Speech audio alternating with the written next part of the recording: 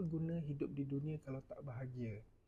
So this something yang saya nak mention kan. Kadang-kadang kita letak kebahagiaan di dunia ni sebagai satu matlamat yang kita nak kejar.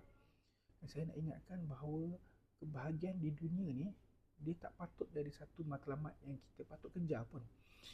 Sebab dunia ni kan Allah sebut dalam surah Al-Mulk, Allah kata allazi khalaqal mauta wal hayata liyabluwakum ayyukum ahsanu amala. Allah menjadikan kematian dan kehidupan untuk menguji kita. Ia adalah satu ujian. Allah juga sebut dalam surah apa saya tak ingat, surah Ali Imran, Allah sebut hayatud dunia, hidup di dunia ini mata'ul ghurur, adalah hanya macam perhiasan yang sementara sahaja. Dan so dia macam kita ambil ujian lah kan. Ada tak masa kita rasa happy ambil ujian SPM apa, kita rasa happy? Saya ingat saya dulu masuk SPM kan, saya ambil peneliti account, saya happy sebab saya boleh dapat balance sheet apa semua, saya happy. Masa jawab tu saya rasa happy.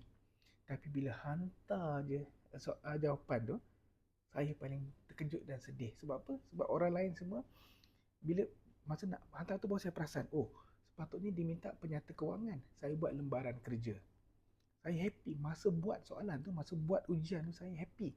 Tapi bila hantar baru saya perasan, oh soalan minta lain, saya jawab lain.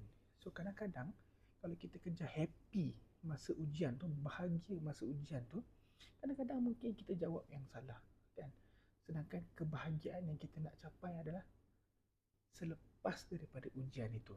Macam tu juga dengan kehidupan dunia ni. Kalau kita kejar bahagia di dunia, kadang-kadang kita terlupa dunia ni bahagia pun bahagia yang sementara.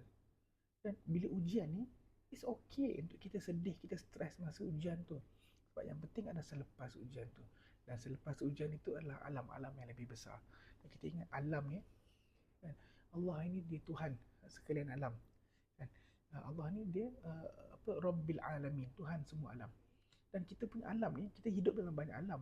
Alam dunia ni yang paling singkat. Sebelum alam dunia ni, kita hidup dalam alam roh. Sebelum kita jadi manusia ni, hidup alam roh. Alam roh kita beratus tahun, beribu tahun sebelum ni.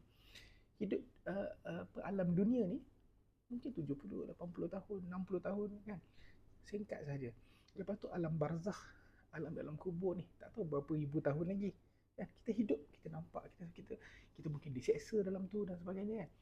Alam roh, alam barzakh lama. Dan kemudian kita sampai kepada alam akhirat ni, alam yang kekal abadi. Inilah alam yang kita nak capai kebahagiaan di situ. So jangan target kebahagiaan di dunia, target kebahagiaan di akhirat.